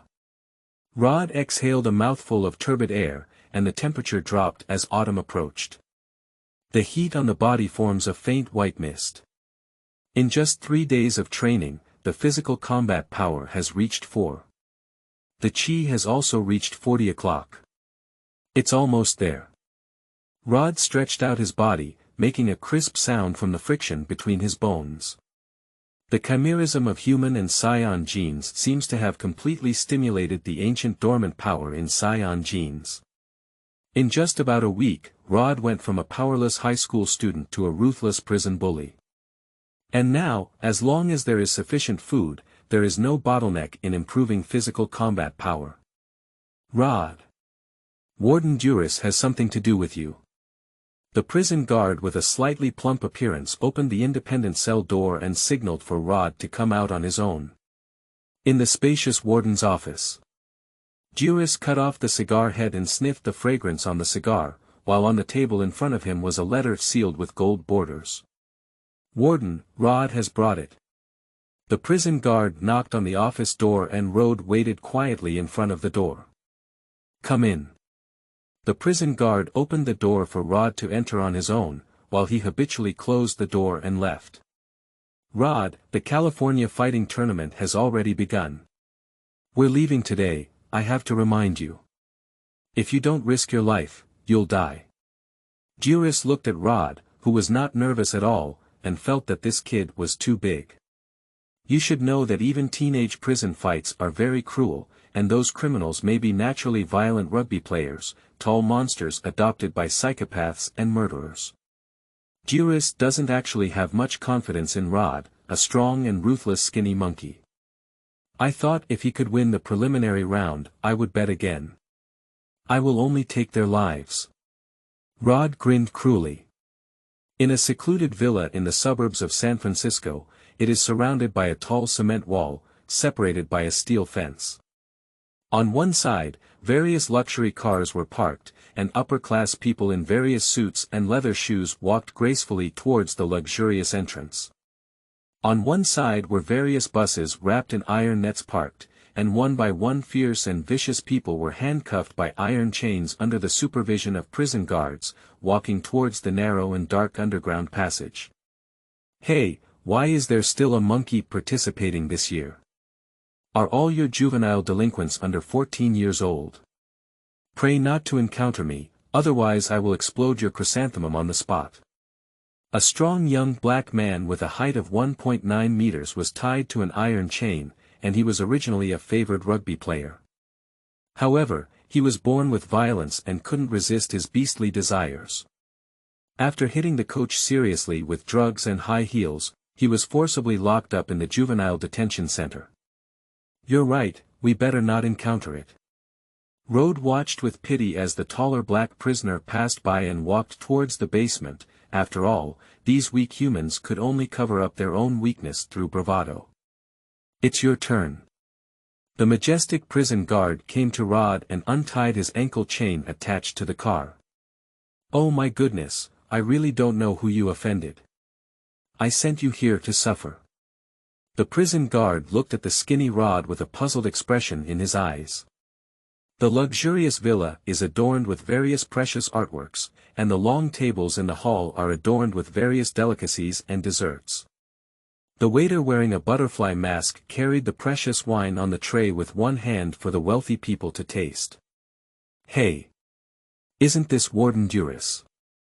How much money do you plan to lose this year? A plump bald man in a custom-made suit walked slowly to Duras, holding a glass of champagne. Nolan. What are you doing, you fat pig? Duras's face instantly collapsed when he saw his enemy Norin. Oh. This is not what a gentleman said. Norin felt relieved as he looked at Duraston, who was like eating shit. Why don't you buy my goods this time? Look at how you lost so badly before, it will help you regain your health. Otherwise, it won't be easy to end up with those creditors you owe. I'm afraid I won't see you again next year. Norin and Duras are considered rivals and classmates. The previous bet with Duras was just a small joke. I didn't expect Duras to directly borrow high-interest loans from the organizers for gambling. If the interest doesn't pay off this time, Nolan thinks Duras will definitely not be able to go back alive. Don't worry about the fat pig. I have confidence this time. Duras thought of a monster-like person, and Rhode thought that dealing with these underage juvenile criminals should not be a problem as long as they don't encounter that kind of monster. That's what you said last time. Norrin shook his head, feeling that Duras was still too impatient. Teenage Prison Duel is considered a warmed-up viewing competition before the official prisoner's death battle, with a maximum single bet of $1 million. The maximum magnification shall not exceed 10 times. The prison of the ultimate winner will receive a prize of $500,000, which in the eyes of true billionaires is indeed a small joke.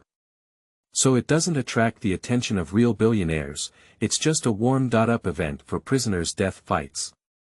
By the way, try the level of attention that billionaires have paid to the Prisoner's Death Struggle project this year. If successful in attracting wealthy individuals to invest and establish themselves, the prison authorities will take out prisoners at the bottom of the box to participate in the formal prisoner's death battle and enhance the viewing experience. If only a few wealthy individuals enter, then the prison authorities will randomly send some good candidates to have a little fight. The prisoner's death row this time has attracted a lot of attention, and Mr. Stan, the veteran of Stark Industries, has already invested in it. This year's prisoner's death row will be a feast of the century. Duras, don't get on top of it this time. Norrin patted Duras on the shoulder, and this old classmate always wanted to surpass him. He is too narrow-minded, but for the sake of old friendship, he is too lazy to care. I know you look down on me, Norrin. You have a minister's father covering you up. Just a few million, naturally don't care. I'll take care of my money myself. You'll have to cry for a loss today. Duras looked at Norrin with jealousy and hatred in his eyes. When he was in school, he put on a high and mighty demeanor, which meant he had a good father.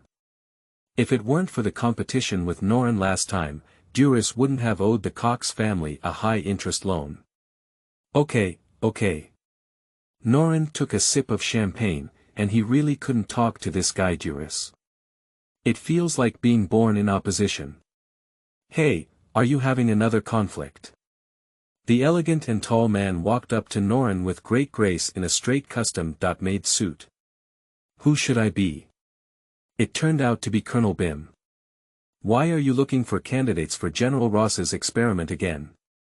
Norrin looked at Bim with a straight figure and enthusiastically patted his thick shoulder. Well, the test object has run away recently. It's making General Ross very angry. Forget it, the fight is about to start. But Mr. Duras' extravagant throwing of thousands of dollars last time really opened my eyes. Bim looked at Duras and joked. Duras is also somewhat famous in this small circle, but he has some bad reputation. I usually mock this unjust leader in private. Humph. Duras snorted coldly and walked towards the already open basement door on his own. Chapter 9. The Battle of Death begins. You are listening at Novel Full.audio. In the dimly spacious underground passage, individuals with small wealth and glamorous attire whispered to each other, discussing the fighters who had bet today. As everyone walked into the basement gate, two burly bodyguards with guns checked the invitation letters with gold borders and black backgrounds that everyone had brought out and opened the thick wooden door. A cement building resembling an ancient Roman Colosseum was visible to everyone. The inner circle of the arena is a sunken duel arena, which is shrouded in iron cages. There are still blood stains on the floor and walls that have not been cleaned, and the entire duel arena is brightly lit by the high spotlights. There are two opposite iron cages with a diameter that can only accommodate one person standing in the duel arena, connecting the entrance passage of the duel arena, seemingly to accommodate prisoners and prevent them from engaging in early fighting. The outer edge is a neatly arranged audience seat with leather seats. On the side of the audience seat, there is a box containing 10 million chips. In front of the box, there are two color chip throwing holes, one red and one blue, and a button with a hammer and knife pattern. All chips invested will be recorded by sensors under the armrest of the leather chair for easy betting by the audience. Above the audience are VIP rooms adorned with single-sided bulletproof glass, and only small wealthy businessmen with millions of assets are eligible to enter. As the guests arrived, a gap was made above the underground arena. A man wearing a bright eye-catching half-mask stood on the diving platform and slowly descended, gaining everyone's attention. Ladies and gentlemen, welcome to the California division of the Prisoner's Death Fighter Preheat. I am Mr. Joker, the host and commentator. This time, we selected 32 strong fresh blood from all the juvenile detention centers and youth prisons in California to engage in a thrilling 1.1 unlimited combat. All viewers can place their bets on their favorite contestants 10 minutes before the start of the competition. We will determine the odds 1 minute before the start of the game based on the betting ratio of both players. The winner will automatically advance, while the loser. Hee hee. In short, only one contestant can leave here alive today. And he will become the new king. The warden he belongs to will receive $500,000 in funding. So, let's start the competition. Let's invite our first pair of contestants to come on stage. Mr. Joker gave a passionate speech, clearly demonstrating excellent business skills. In just a few sentences, he explained today's event clearly. First of all, the Red team appears as the worst juvenile delinquent from San Francisco, who, due to some conflicts, has killed a demon who even refuses to let go of his neighbor's family and children. Evil Ghost Eaten. The organizer just introduced a sturdy black man with a shackle and a height of 1.8 meters, who was pushed into the iron cage at the entrance by prison guards with a long steel fork. Animal. Damn it. Bastards. The cancer of society. Some self-proclaimed upper-class people in the audience rushed out some vulgar words and insulted Eaton on the spot, and this feeling of judging prisoners from above satisfied their vanity. Damn you, a bunch of hypocritical guys. You guys are not good either. You don't deserve to scold me. Eaton angrily knocked on the iron cage, wanting to tear apart those hypocritical faces on the stands. The ones appearing below are thugs from Acadia Youth Prison, who specialize in raping and killing young girls with no human nature. They are abnormal killers. Young Hunter McGrady. A chubby and sleazy white man who was 1.9 meters tall was forcefully pushed into an iron cage by 3 prison guards holding steel forks. The plump body appeared somewhat crowded in the iron cage, which was 2.2 meters high and 1.8 meters wide. Damn pervert, go to hell. Do you deserve to live in the world? Disgusting chubby guy. Upon hearing the introduction from the host Mr. Joker, the audience in the audience was enraged and angrily cursing the perverted McGrady. Alright, I know our audience is all haters of evil and upper-class people. The exciting battle of villains will prove that evil will only lead to destruction in the end. Now please start betting. Mr. Joker immediately calmed the angry audience and focused their attention on their most anticipated gambling match. Compared to blaming from a moral standpoint, gambling and fighting to the death are the most practical pleasures for these so-called upper-class individuals. As the sound of tinkling chips rang, a large screen slowly descended from the height of the arena. The numbers on the red and blue columns are jumping wildly. After 10 minutes, the number becomes the ratio of 2 digits, which also represents the end of the betting time. The red team is 1.2.1 against the blue team in this game. It seems that the devil Rhode has a good chance of winning. So what exactly is the result? Ladies and gentlemen, please enjoy today's first battle. Evil Ghost Eaten against the young Hunter McGrady. Mr. Joker held the microphone and looked up, passionately hosting. Click. The electronic locks of 2 iron cages were remotely opened, and 2 criminals trapped in the cages slowly emerged from the cages, scrutinizing each other with fear. The prison guards threw the keys of handcuffs and ankle cuffs along the iron cage towards the corresponding villains. Also, there is a time limit for the competition, and one game lasts for 15 minutes.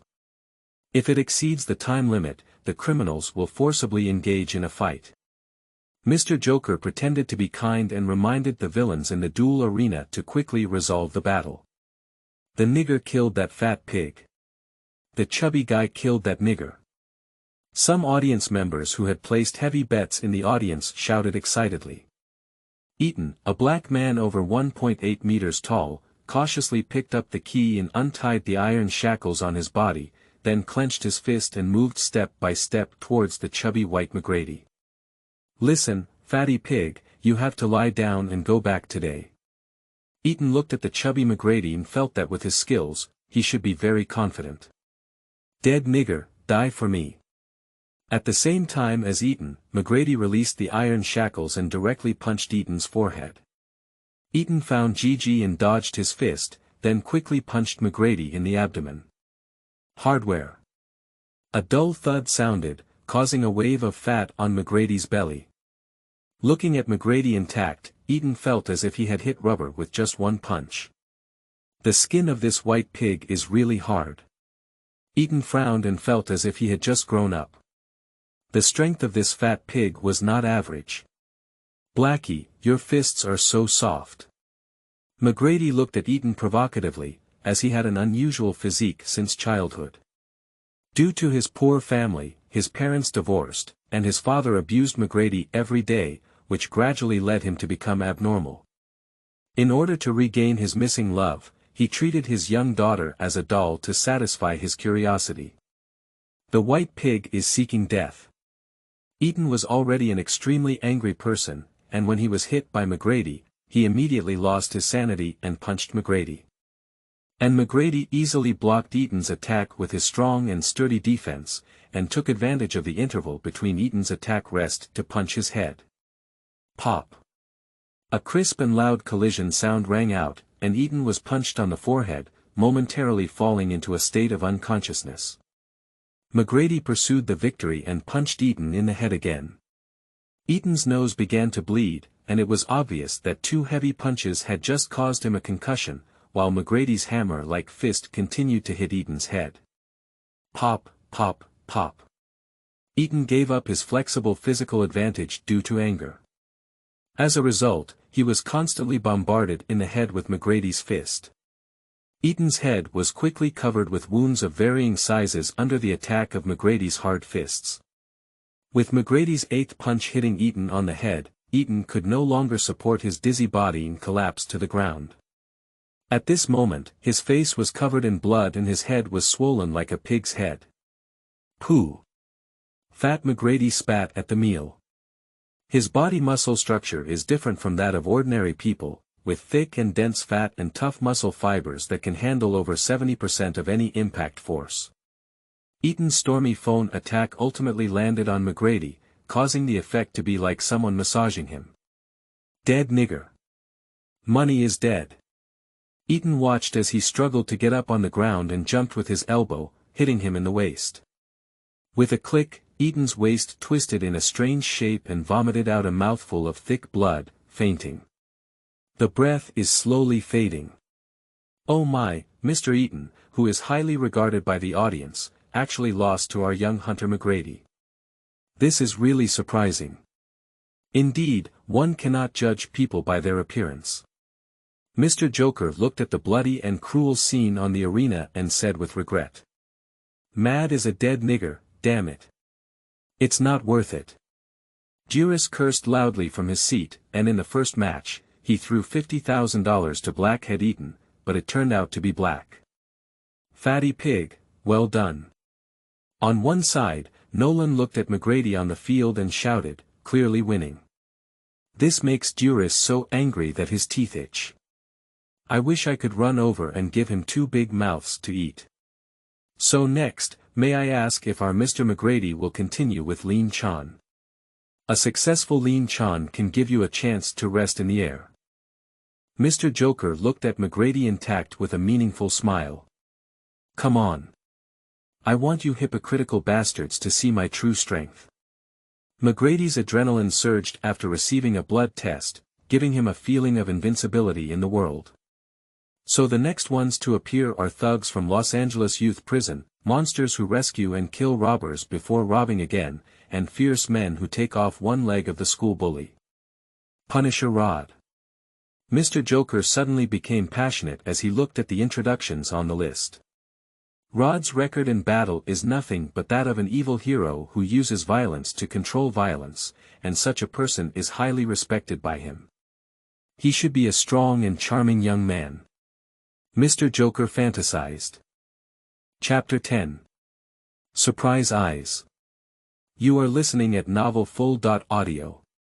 In the dim and narrow underground corridor, a figure slowly walked out step by step. Under the expectant gaze of the audience, a slender boy named McGrady, who was only 1.6 meters tall and 1.9 meters tall, stepped into the iron cage like a dwarf. He didn't have a prison guard pushing with a steel fork, and even his iron handcuffs were untied before he entered the cage, because the prison guard felt that such a thin monkey was completely unnecessary to be so guarded against. What? Our Punisher Rhode is such a skinny little boy. Gentlemen, ladies. This is really unbelievable. Mr. Joker was so shocked when he saw Rhode, who looked like a thin monkey, that his chin fell off. This was completely different from what he had imagined. Oh. Poor child, who did this little boy offend? Yeah, that warden is too lowly. I'm so ashamed to be with him. I know the news about that kid, he seems to be from Durris prison. Huh, you talking about Durris? That idiot. Yeah, that guy who spent 1 million betting on a mid-game warm-up game. I didn't expect it to be him, that's right. It's reasonable for someone like him to do such a thing. The people on one side of the audience couldn't help but feel pity as they looked at Rhode below, feeling that he was a poor boy who was driven to the brink of social darkness. Rhode. Dulles, who was careful, was cursed by everyone for Rhode's reasons and even began to hold a grudge against him. Alright, count down to 10 minutes, start betting now. Mr. Joker felt that there was clearly no suspense or mood in this battle. The sound of betting on stage was also very low, with only some people who had a keen eye for money crazily buying towards Blue McGrady. After all, some self-proclaimed noble people are too lazy to participate in such an disgraceful and low-loss deal. Dury hesitated whether to place a bet with the 100,000 chips in his hand, and ultimately chose to exchange them for 10,000 chips to bet on the blue side.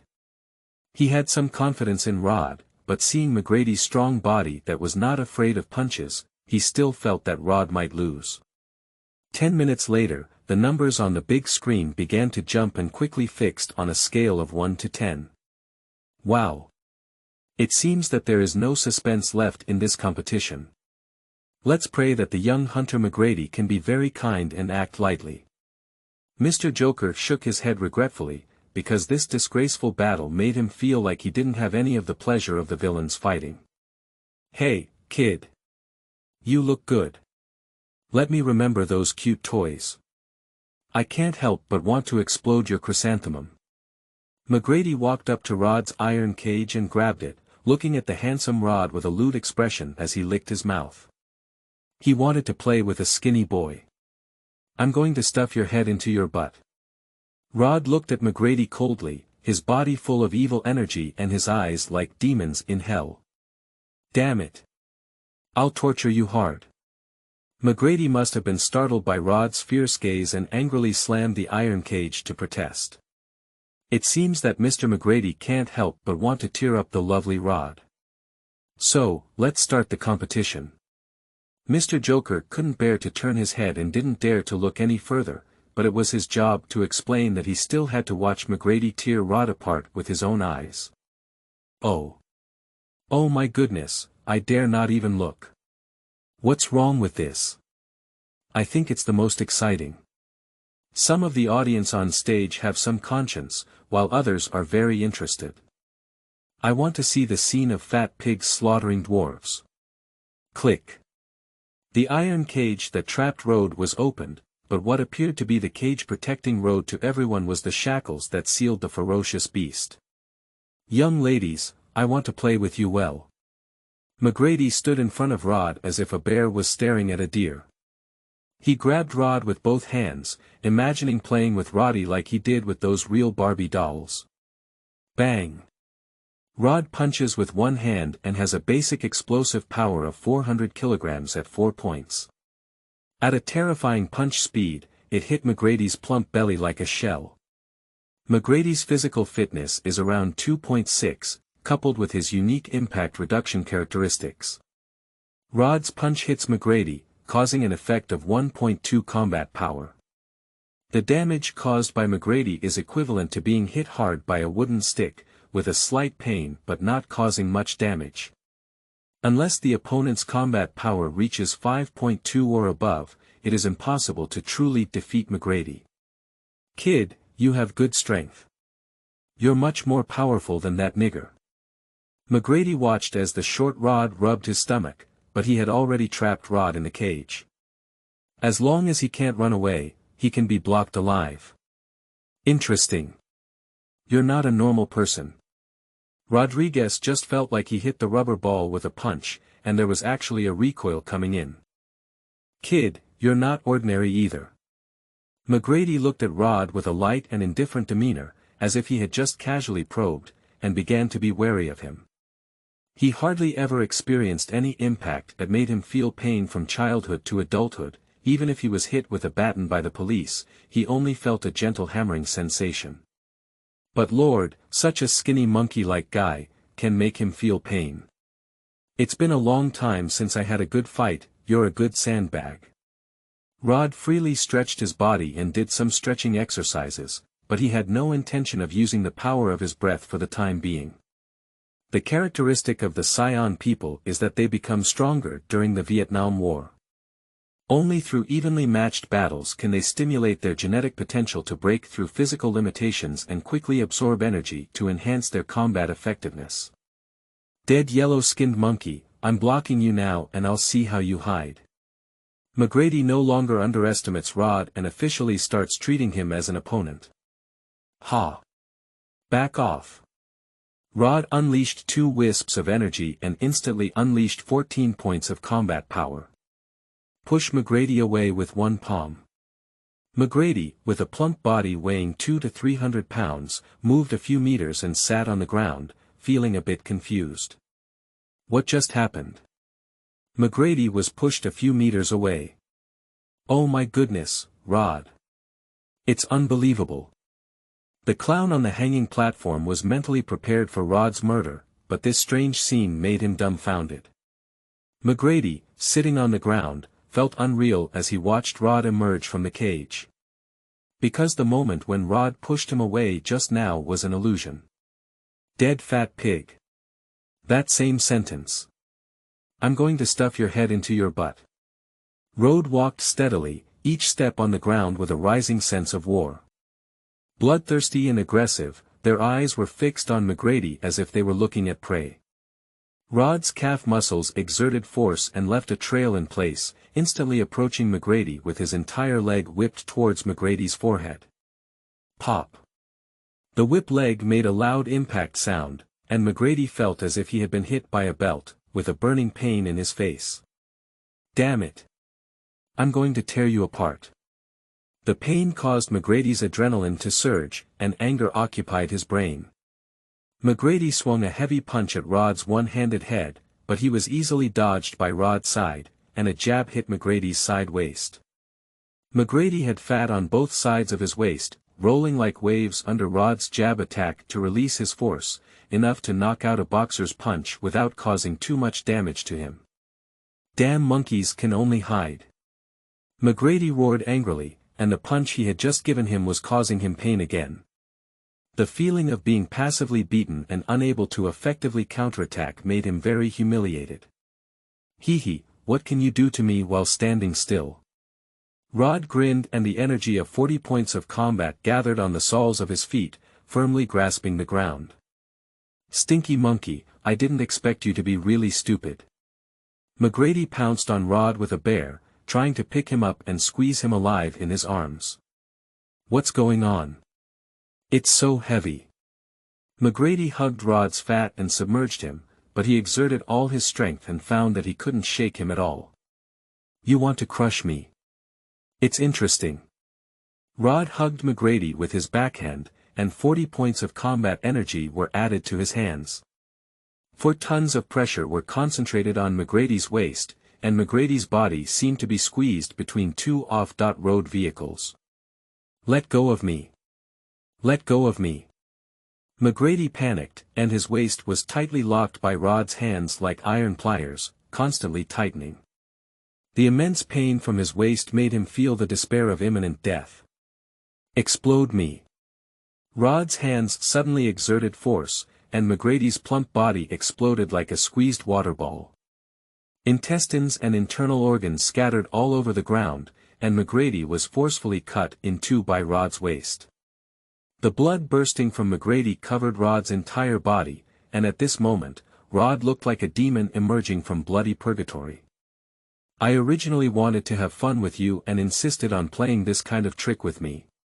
It made me unable to resist killing you." Rhode grinned with a violent smile at the corner of his mouth, then focused his breath on his hand and gently swung it to cut off McGrady's neck, forcefully thrusting his head into the buttocks of the half-body lying on the other side. Unbelievable. Unbelievable. The Punisher Rhode, who is so thin and weak, actually has this power. Have you seen it, audience? This magical scene. Mr. Joker held the microphone and shouted at the top of his lungs. This was the most memorable and bloody fight of his career. He suppressed a strong sense of nausea, his voice trembling. And the audience doesn't have that strong spiritual power.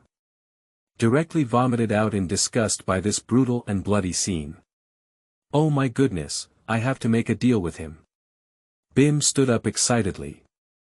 If such a powerful and special human were to be used as an experimental subject in his own army, he should truly control that terrifying power.